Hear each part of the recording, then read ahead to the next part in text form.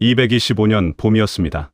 촉한의 승상 제갈량이 성도를 떠나 남쪽으로 향했습니다. 유비가 세상을 떠난 지 2년, 촉한은 흔들리고 있었습니다. 북쪽에서는 위나라가 호시탐탐 기회를 노리고 있었고, 동쪽에서는 손권이 형주를 빼앗은 채 경계를 늦추지 않았습니다. 그런데 더 큰 문제가 남쪽에서 터졌습니다. 익주 남부 지역, 지금의 운남과 귀주 일대인 남중에서 대규모 반란이 일어난 것입니다. 건영태수 옹계, 월수군의 이민족 수장 고정, 장가태수 주포가 잇따라 반기를 들었고, 이들은 현지 유력자 맹회까지 끌어들였습니다. 45세의 제갈량은 결단을 내렸습니다. 북벌을 준비하기 전에 반드시 후방을 안정시켜야 한다고요. 그해 봄부터 가을까지 제갈량은 남중을 평정했습니다. 그리고 이 과정에서 맹획이라는 인물과 얽힌 이야기가 생겨났습니다. 바로 칠종칠금, 7번 잡고 7번 놓아주었다는 이야기입니다. 하지만 이 이야기는 과연 사실일까요? 전근대 전쟁에서 적의 사령관을 단 한 번만 포로로 잡아도 대단한 일인데 7번이나 가능했을까요? 잡았다가 6번이나 풀어준다는 것이 과연 현실적일까요? 오늘 우리는 정사 기록과 후대 자료를 비교하며 225년 남중 평정의 실제 모습을 살펴보고 칠종칠금 이야기가 어떻게 만들어졌는지 파헤쳐 보겠습니다. 223년 4월, 유비가 백제성에서 세상을 떠났습니다. 촉한의 황제 자리는 17세의 어린 유선에게 넘어갔고, 제갈량은 승상이 되어 모든 국정을 책임지게 되었습니다. 당시 촉한의 상황은 최악이었습니다. 222년 이릉대전에서 오나라, 육손에게 대패하면서 촉한은 수만 명의 군사와 황권, 마량 같은 중요한 인재들을 잃었습니다. 군대는 재건이 필요했고 조정은 인재가 부족했습니다. 설상가상으로 유비가 죽자 남중 지역에서 반란이 터졌습니다. 남중은 익주 남부의 월수군, 건영군, 장가군, 영창군 사군을 가리키는 지역입니다. 지금의 운남성과 귀주성 일대인데 한나라 때부터 이 지역은 중앙정부의 통제가 느슨했습니다. 산악 지형이 험하고 한족보다는 이민족들이 많이 살고 있었기 때문입니다. 유원과 유장 부자가 익주를 다스리던 시절부터 이 지역은 토착 호족들과 이민족 추장들이 실질적인 힘을 가지고 있었습니다. 218년에도 월수군의 고정이 반란을 일으켜 위험이 진압한 적이 있었습니다. 유비가 살아있을 때는 그래도 이들이 잠잠했습니다. 하지만 유비가 죽고 어린 황제가 즉위하자 이들은 기회가 왔다고 생각했습니다. 224년 건영태수 옹계가 먼저 반란을 일으켰습니다. 그는 익주태수로 있던 장애를 포로로 잡아 손권에게 보냈습니다. 월수군의 고정도 다시 반란을 일으켰고 장가태수 주포도 모반했습니다. 이들은 현지의 유력자인 맹회까지 끌어들였습니다. 제갈량은 고민했습니다. 즉시 진압할 수도 있었지만 이릉대전의 상처가 아직 아물지 않았습니다. 군대를 재건하고 조정을 안정시키고 동우와의 관계도 회복해야 했습니다. 그래서 1년을 기다렸습니다.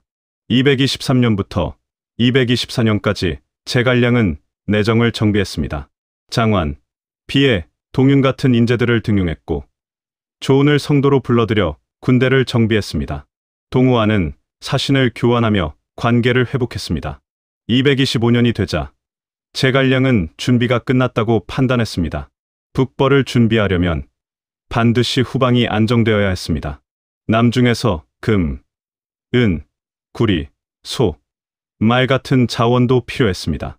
무엇보다 반란을 그대로 두면 촉한의 위신이 땅에 떨어질 것이었습니다. 제갈량은 결심했습니다. 직접 남중으로 내려가 이 문제를 해결하기로요. 남중은 도대체 어떤 곳이었을까요? 지금의 중국 운남성과 귀주성 일대, 그리고 사천성 남부를 포함하는 넓은 지역이었습니다. 한나라는 이곳을 익주자 사부 관할 아래 여러 군으로 나누어 통치했습니다. 하지만 실질적인 통제는 쉽지 않았습니다. 첫째, 지리적으로 너무 멀고 험했습니다. 성도에서 남중까지는 수백 킬로미터의 산악 지형을 넘어가야 했습니다. 도로는 좁고 험했고 강은 급류였습니다. 둘째, 기후가 달랐습니다. 아열대, 기후로 덥고 습했으며 질병도 많았습니다. 중원에서 온 군사들은 풍토병에 시달리기 일쑤였습니다. 셋째, 인구 구성이 복잡했습니다. 한족도 있었지만 이족, 파족, 강족 등 다양한 이민족들이 섞여 살았습니다. 이들은 각자의 언어와 풍습을 유지했고 중앙정부의 명령을 쉽게 따르지 않았습니다. 넷째, 토착 호족들의 힘이 강했습니다. 옹계, 맹획 같은 이들은 현지에서 대대로 세력을 키워온 가문 출신이었습니다. 이들은 한족과 이민족 모두에게 영향력을 가지고 있었습니다. 중앙정부는 이들을 어떻게 다스렸을까요? 유연하게 접근했습니다. 현지 호족들에게 관직을 주고 그들을 통해 간접 통치했습니다. 세금도 크게 거두지 않았고 병역 의무도 가볍게 했습니다. 대신 명목상 황제에게 충성하고 반란을 일으키지 않기를 바랐습니다. 하지만 이 균형은 깨지기 쉬웠습니다. 유언과 유장 부자가 익주를 다스릴 때 남중은 자주 불안했습니다. 중앙정부가 약해 보이면 즉시 반란이 일어났습니다. 유비가 익주를 차지한 후에도 마찬가지였습니다. 224년의 반란도 같은 맥락이었습니다. 유비가 죽고 어린 황제가 즉위하자 남중의 호족들은 이제 촉한이 자신들을 통제할 힘이 없다고 판단했습니다. 옹계는 손권과 손을 잡았습니다. 손권은 익주를 노리고 있었고 옹계는 손권의 지원을 받아 독립을 꾀했습니다. 고정은 이민족들을 규합했습니다.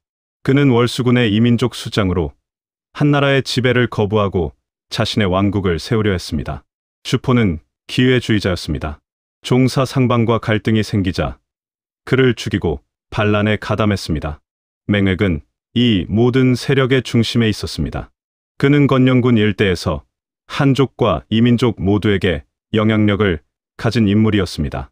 배송지가 인용한 한진춘추와 화양국지에 따르면 맹획은 이인과 한인이 모두 복종하는 존재였습니다. 제갈량이 상대해야 할 적은 단순한 반란군이 아니었습니다. 복잡한 지리, 다양한 민족, 강력한 토착 세력이 뒤엉킨 거대한 문제였습니다. 맹획은 과연 누구였을까요? 우리가 아는 맹획의 이미지는 대부분 소설 삼국지연의에서 왔습니다. 연의에서 맹획은 남만의 왕으로 거친 야만인처럼 그려집니다. 맹우라는 동생이 있고 추경부인이라는 아내가 등장하며 올돌골, 대래동주, 목록대왕 같은 이민족 동맹들과 함께 제갈량에 맞섭니다. 하지만 이것은 거의 다 창작입니다. 정사 삼국지 본문에는 맹획의 이름조차 나오지 않습니다. 진수가 쓴 제갈량전을 보면 225년 남중 평정에 대해 이렇게 간단히 기록되어 있습니다. 건흥 3년 봄, 제갈량이 남쪽을 정벌했다. 가을에 모두 평정했다. 단 두 문장입니다. 구체적인 전투 과정도 맹획이라는 이름도 없습니다. 그렇다면 맹획에 대한 기록은 어디서 나왔을까요? 배송지가 주석을 달면서 인용한 한진춘추와 화양국지에서 처음 등장합니다. 한진춘추는 동진시대 습착치가 쓴 역사서입니다. 후한 광무제부터 서진민제까지 약 300년의 역사를 다루었는데 지금은 대부분 유실되고 배송지주에 인용된 내용만 남아 있습니다. 화양국지는 동진시대 상거가 355년에 편찬한 파촉 지역의 지방지입니다. 고대부터 진나라까지 파촉 지역의 역사와 인물을 다루었고 지금도 전해지는 귀중한 사료입니다. 이 두 책에 맹획이 등장합니다. 한진춘추에 따르면 이렇습니다. 제갈량이 남중에 도착해 싸우는 곳마다 이겼다. 맹획이라는 자에게 이인과 한인이 복종한다는 것을 듣고 그를 생포하도록 했다. 여기서 중요한 정보가 나옵니다.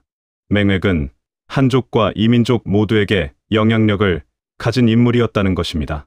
화양국지도 비슷한 내용을 전합니다. 맹획은 반란에 가담했고 제갈량에게 항복한 후 어사중승이라는 높은 관직에 올랐다고 합니다. 이 기록들로부터 우리는 몇 가지를 추론할 수 있습니다. 첫째, 맹획은 실존 인물일 가능성이 높습니다. 한진춘추와 화양국지 모두 그의 이름을 기록하고 있고 배송지도 이를 인용했습니다. 둘째, 그는 남중의 중요한 인물이었습니다. 이인과 한인이 복종한다는 표현은 그가 단순한 부족장이 아니라 여러 집단을 아우르는 지도자였음을 의미합니다.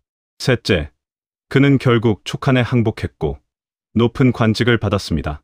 이는 제갈량이 그를 완전히 제거하기보다는 회유했다는 것을 보여줍니다. 넷째, 그가 이민족이었는지는 확실하지 않습니다. 연희에서는 남만의 왕으로 그려지지만 정사 기록에는 그가 이민족이라는 언급이 없습니다. 오히려 함께 반란을 일으킨 고정이 이민족 왕으로 명시되어 있는 것과 대조됩니다.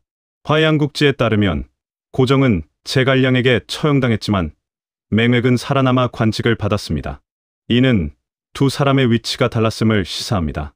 학자들은 맹획이 남중에 오래 거주한 한족 후족이었을 가능성이 높다고 봅니다. 그는 현지 이민족들과 오랜 교류를 통해 그들에게도 영향력을 가지게 되었고 이것이 이인과 한인이 복종한다는 평가로 이어졌을 것입니다. 그렇다면 맹획은 어떤 사람이었을까요? 야심 있는 지방 호족이었을 것입니다. 옹계, 고정, 주포의 반란에 가담한 것은 독립을 꿈꾸었기 때문일 것입니다. 하지만 동시에 현실 감각도 있었습니다. 제갈량의 힘을 확인한 후에는 항복을 선택했고 촉한 정부에서 일하는 길을 택했습니다. 연희에서 그려지는 것처럼 단순하고 고집센 야만인은 아니었습니다. 오히려 복잡한 정치 상황을 읽고 자신의 생존과 세력 유지를 위해 현명하게 선택한 인물이었을 가능성이 높습니다. 그렇다면 제갈량은 이 맹획을 어떻게 다루었을까요? 과연 7번이나 잡고 놓아주었을까요? 225년 봄, 제갈량은 드디어 출병했습니다. 정사 기록에 따르면 제갈량은 세 방향으로 군대를 나누었습니다.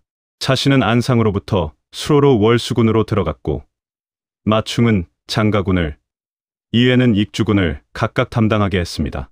이 작전은 전략적이었습니다. 세 길로 동시에 진격하면서 반란군을 분산시키고 각계격파하려는 것이었습니다. 월수군에서는 고정이 모우에서 정책, 비수에 이르기까지 많은 보루를 세워 방어하고 있었습니다. 제갈량은 고정의 군대가 모이기를 기다렸다가 한꺼번에 공격했습니다. 비수에 이르러 고정을 참수했습니다. 흥미로운 것은 고정을 죽인 사람이 고정 자신의 부하였다는 점입니다. 그 부하는 옹계도 살해했습니다. 이는 제갈량이 단순히 무력만 사용한 것이 아니라 반란군 내부의 균열을 이용했음을 보여줍니다. 장가군에서는 마충이 주포를 격파했습니다. 구체적인 전투 과정은 기록되지 않았지만 마충은 이 공으로 장가태수에 임명되었습니다. 익주군에서는 이회가 뛰어난 활약을 했습니다.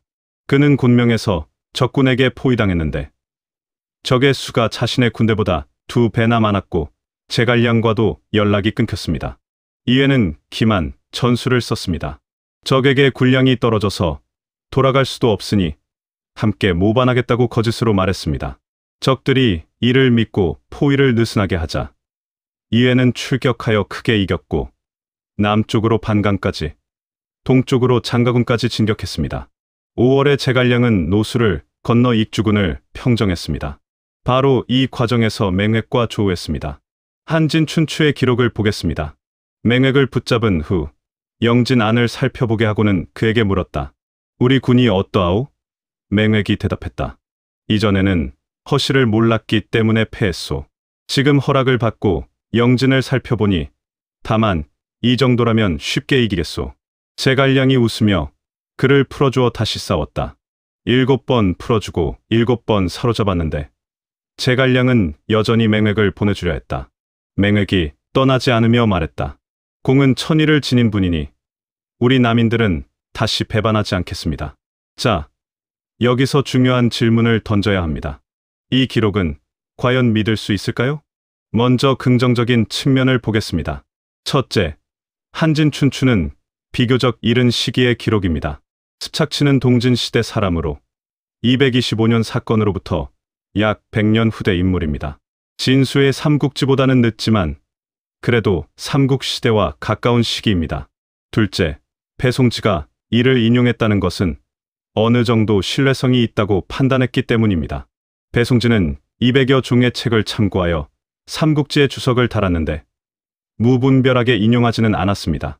셋째, 화양국지도 비슷한 내용을 전합니다. 자치통감도 7종 7금을 기록했습니다. 여러 사료가 비슷한 이야기를 전한다면 완전한 허구는 아닐 가능성이 있습니다. 하지만 부정적인 측면도 만만치 않습니다. 첫째, 정사 본문에는 이런 내용이 전혀 없습니다. 진수는 225년 남중 평정에 대해 극도로 간결하게 기억했습니다. 만약 7종 7금이 실제로 있었다면 이는 매우 극적인 사건이므로 본문에 기록되지 않았을 리 없습니다. 둘째, 군사적으로 비현실적입니다. 전근대 전쟁에서 적의 사령관을 포로로 잡는 것은 극히 어려운 일입니다.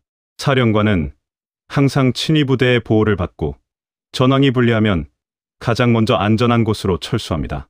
역사를 보면 대승을 거둔 전투에서도 적장을 생포한 경우는 드뭅니다. 관도대전에서 조조는 원소를 포로로 잡지 못했고 적벽대전에서 손권과 유비는 조조를 잡지 못했습니다. 이릉대전에서 육손도 유비를 잡지 못했습니다. 그런데 맹획을 7번이나 잡았다. 한 번만 해도 대단한 일인데 7번은 거의 불가능에 가깝습니다. 셋째, 전략적으로도 이상합니다. 제갈량의 목표는 신속하게 반란을 진압하고 북벌을 준비하는 것이었습니다. 그런데 왜 맹획을 6번이나 풀어주며 시간을 낭비했겠습니까? 삼국지집회의 편저자 노필은 이 점을 명시적으로 지적했습니다. 제갈량은 남만을 신속히 진압하려 했는데 그렇게 시간을 끌었다는 게 말이 되느냐? 넷째, 정치적으로도 위험했습니다. 전근대 사회에서 한 번 배신한 자를 풀어주고 다시 배신했는데 또 풀어주고 이를 6번이나 반복한다? 이는 관례에 어긋납니다. 당시 통념으로는 한 번 항복하고 다시 배신하면 즉시 처형하는 것이 원칙이었습니다. 삼국지연의에서도 이런 장면이 수없이 나옵니다. 그런데 맹획은 예외였다. 다섯째, 숫자 7의 상징성이 의심스럽습니다. 중국 문화에서 7은 완전함을 상징하는 숫자입니다. 7번이라는 표현은 여러 번 또는 완벽하게를 의미하는 수사적 표현일 가능성이 높습니다. 실제로 7번을 정확히 센 것이 아니라 여러 차례 회유와 대결을 반복했다는 의미를 7종 7금이라는 극적인 표현으로 포장했을 가능성이 있습니다. 그렇다면 실제로는 무슨 일이 있었을까요? 가능한 시나리오를 재구성해 보겠습니다. 제갈량은 맹획을 포로로 잡았을 것입니다. 한 번 정도는 충분히 가능합니다. 맹획은 영향력 있는 인물이었지만 뛰어난 군사 전략가는 아니었을 것입니다. 제갈량은 맹획을 죽이지 않았습니다. 왜일까요? 맹획을 죽이면 남중을 직접 통치해야 하는데 이는 비용과 인력이 많이 듭니다. 차라리 맹획을 회유하여 간접 통치하는 것이 효율적이었습니다. 제갈량은 맹획에게 촉한군의 진영을 보여주었을 것입니다. 맹획에게 촉한의 힘을 실감하게 하고 저항이 무의미함을 깨닫게 하려는 심리전이었습니다. 맹획은 처음에는 승복하지 않았을 수 있습니다. 하지만 제갈량이 계속 군사적 압박과 정치적 회유를 병행하자 결국 항복을 선택했습니다.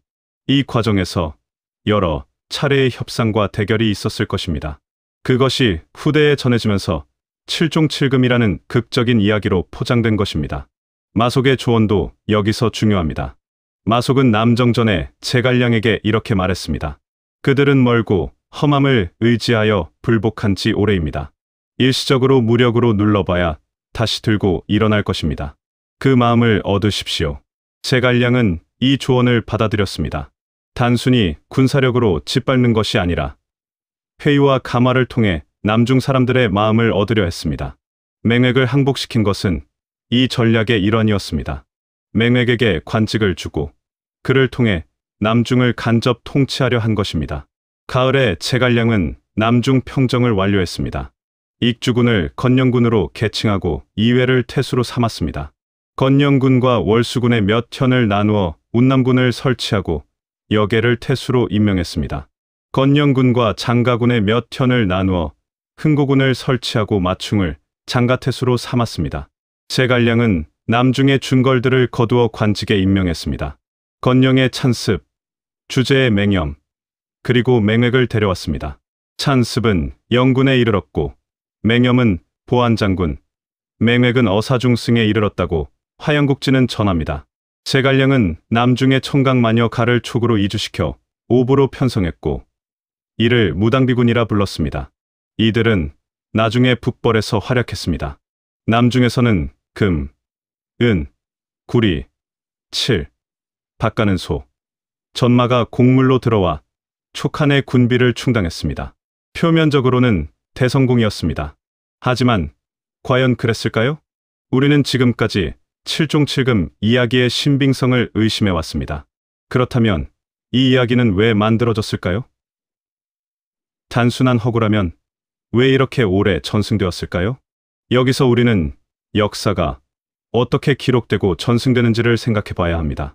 정사 삼국지는 진수가 280년대에 편찬했습니다. 진수는 촉한 출신으로 제갈량을 존경했지만 동시에 역사가로서 객관성을 유지하려 했습니다.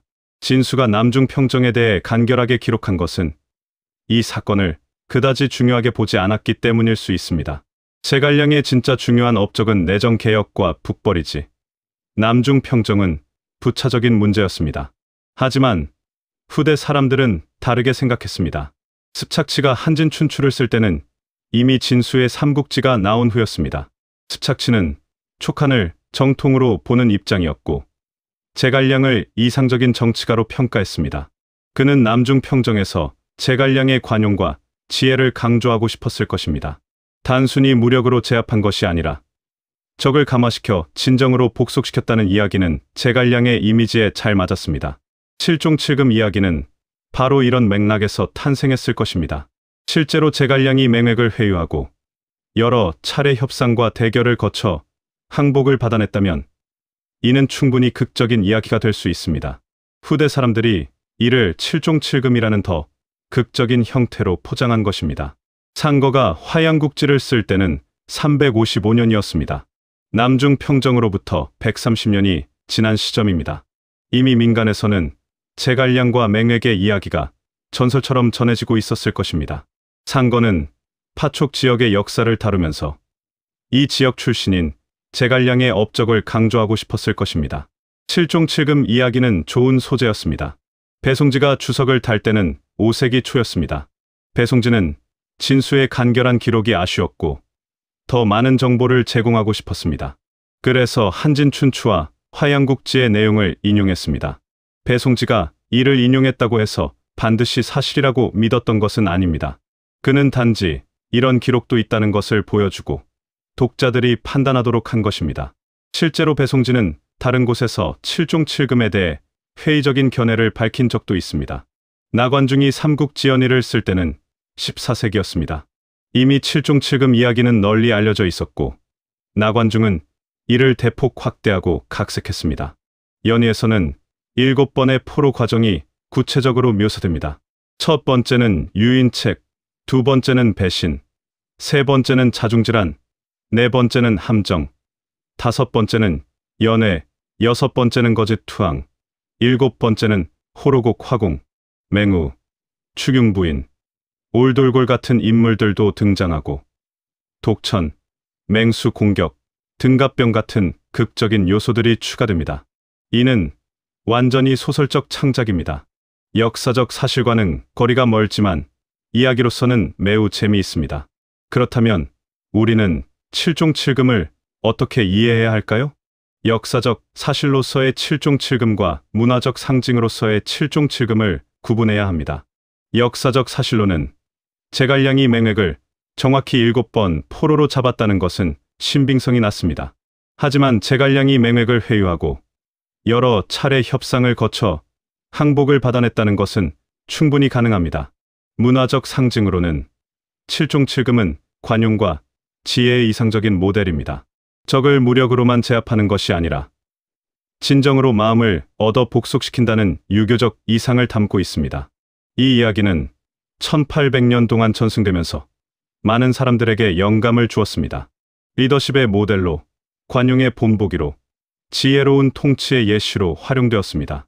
하지만 동시에 우리는 역사적 진실도 놓치지 말아야 합니다. 칠종칠금이 완전한 사실이 아니라는 것을 알아야 제갈량의 실제 능력과 한계를 제대로 평가할 수 있습니다. 225년 가을, 제갈량은 남중 평정을 마치고 성도로 돌아왔습니다. 표면적으로는 대성공이었습니다. 반란은 진압되었고 남중은 다시 촉한의 통제 아래 들어왔습니다. 제갈량은 공로를 인정받아 부월, 포분 60인, 고취악대, 곡계, 우보를 하사받았습니다. 하지만 실제로는 어땠을까요? 제갈량이 군대를 철수하자마자 남중에서 다시 반란이 일어났습니다. 화양국지에 따르면 역에는 제갈량이 임명한 운남태수였는데 곧 반란을 일으킨 만족에게 살해당했습니다. 이해가 직접 토벌에 나서 진압했지만 이는 남중 통치가 불안정했음을 보여줍니다. 양양기는 제갈량이 죽기 전까지 남방은 다시 반란을 일으키지 않았다고 적었지만 이는 과장입니다. 실제로는 제갈량이 살아있는 동안에도 남중에서는 빈번히 반란이 일어났고 촉한에서 파견한 지방관들이 여러 살해당했습니다. 왜 이런 일이 벌어졌을까요?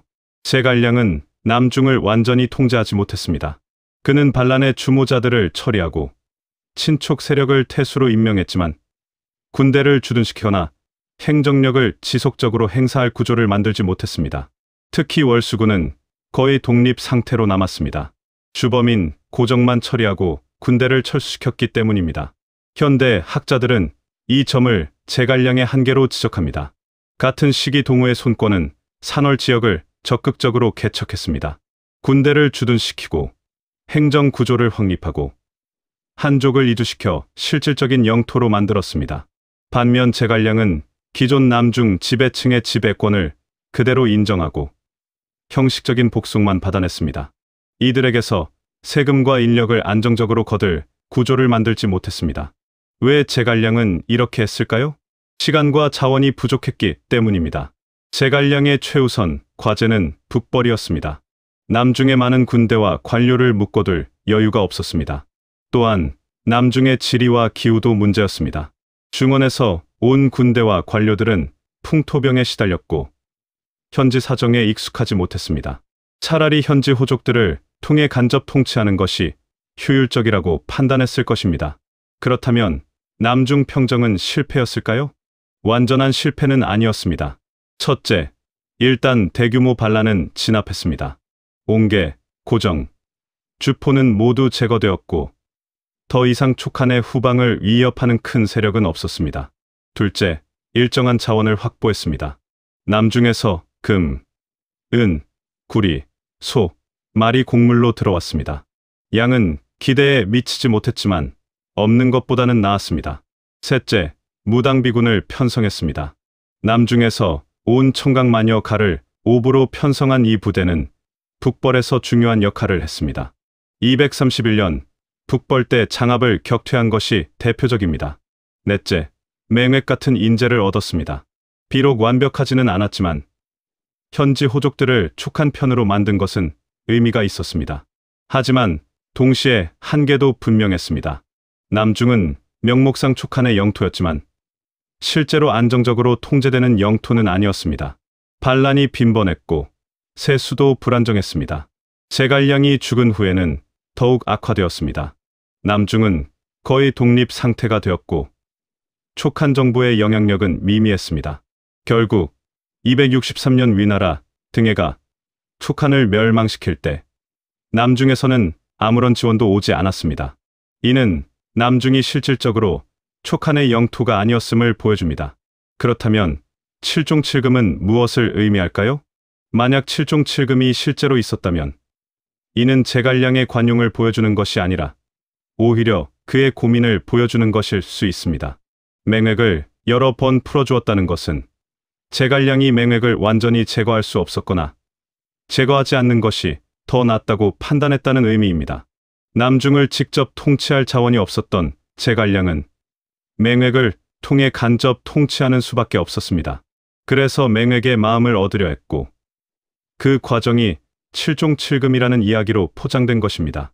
이는 제갈량의 지혜이기도 하지만 동시에 그의 한계이기도 했습니다. 우리는 오늘 225년 제갈량의 남중 평정과 칠종칠금 이야기를 살펴보았습니다. 역사적 사실과 전설적 각색을 구분하려 노력했고 정사 기록과 후대 자료를 비교했습니다. 그 과정에서 우리는 무엇을 배울 수 있을까요? 첫째, 역사는 단순하지 않다는 것입니다. 우리가 아는 역사의 상당 부분은 후대에 각색되고 포장된 것입니다. 삼국지는 특히 이런 경향이 강합니다. 1800년 동안 수없이 많은 사람들이 삼국지 이야기를 다시 쓰고 새로운 의미를 부여했습니다. 칠종칠금도 마찬가지입니다. 역사적 사실로서의 칠종칠금은 의심스럽지만 문화적 상징으로서의 칠종칠금은 여전히 가치가 있습니다. 둘째, 영웅도 완벽하지 않다는 것입니다. 제갈량은 위대한 정치가였습니다. 내정을 안정시키고 공정한 법 집행으로 촉한을 부강하게 만들었습니다. 북벌도 비록 성공하지는 못했지만 최선을 다했습니다. 하지만 남중 평정에서는 한계를 보였습니다. 완전한 통제를 달성하지 못했고 반란은 계속 일어났습니다. 이는 제갈량이 완벽하지 않았음을, 그도 시대와 자원의 한계 안에서 최선을 다한 인간이었음을 보여줍니다. 셋째, 관용에도 맥락이 필요하다는 것입니다. 칠종칠금 이야기는 관용의 미덕을 강조합니다. 적을 감화시켜 진정으로 복속시킨다는 것은 아름다운 이상입니다. 하지만 실제 역사에서 관용은 항상 효과적이지 않았습니다. 제갈량이 맹획을 살려두고 관직을 주었지만 남중은 계속 불안정했습니다. 관용은 힘이 뒷받침될 때 의미가 있습니다. 제대로 된 행정 구조와 군사력 없이 관용만으로는 통치할 수 없습니다. 넷째, 사료 비평이 중요하다는 것입니다. 우리는 역사를 읽을 때 항상 출처를 확인해야 합니다. 정사인가? 후대 자료인가? 1차 사료인가? 2차 사료인가? 저자는 누구이고 어떤 입장에서 쓴 것인가? 칠종칠금 이야기는 정사 본문이 아니라 배송지주에 나옵니다. 그것도 진수보다 70에 100년 후대의 자료를 인용한 것입니다. 이런 맥락을 알아야 이 이야기를 제대로 평가할 수 있습니다. 마지막으로 역사는 과거만의 것이 아니라는 점입니다. 우리가 역사를 공부하는 이유는 과거를 알기 위해서만이 아닙니다. 과거를 통해 현재를 이해하고 미래를 준비하기 위해서입니다. 225년 남중 평정의 교훈은 오늘날에도 유효합니다. 복잡한 문제를 해결할 때 단순한 무력이나 관용만으로는 부족합니다. 지속 가능한 구조를 만들어야 합니다. 현지 사정을 이해하고 현지 인재를 활용해야 합니다. 하지만 동시에 핵심적인 통제권은 놓치지 말아야 합니다. 제갈량은 이 균형을 완벽하게 맞추지는 못했습니다. 하지만 그의 고민과 시도는 여전히 우리에게 많은 것을 가르쳐 줍니다. 칠종칠금, 7번 잡고 7번 놓아준 이야기. 이것이 역사적 사실인지 후대의 각색인지는 여전히 논쟁거리입니다. 하지만 분명한 것은 225년 제갈량이 남중을 평정했고 맹획이라는 인물을 회유하여 항복을 받아냈다는 것입니다. 그 과정이 정확히 7번이었는지는 알 수 없지만 제갈량이 단순한 무력이 아니라 회유와 감화를 통해 문제를 해결하려 했다는 것은 사실일 것입니다. 이것이 완벽하게 성공했는지는 의문입니다. 남중은 이후에도 계속 불안정했고 촉한의 완전한 통제 아래에 들어오지 못했습니다. 하지만 제갈량의 시도는 의미가 있었습니다. 그는 주어진 자원과 시간의 한계 안에서 최선의 방법을 찾으려 했습니다. 역사는 완벽한 영웅들의 이야기가 아닙니다. 불완전한 인간들이 어려운 상황에서 최선을 다한 이야기입니다. 제갈량도 맹획도 그렇게 자신의 시대를 살아갔습니다. 우리는 그들의 이야기에서 무엇을 배울 수 있을까요? 역사와 전설을 구분하는 지혜, 영웅의 한계를 인정하는 성숙함, 복잡한 문제에 대한 균형 잡힌 접근, 그리고 과거로부터 배우는 겸손함. 오늘 이야기가 여러분에게 이런 것들을 생각하는 계기가 되었기를 바랍니다. 오늘 영상은 여기까지입니다. 끝까지 시청하셨다면 좋아요와 구독을 눌러주세요. 다음에는 어떤 삼국지 이야기를 다뤄볼까요? 댓글로 여러분의 의견을 들려주세요. 시청해 주셔서 감사합니다.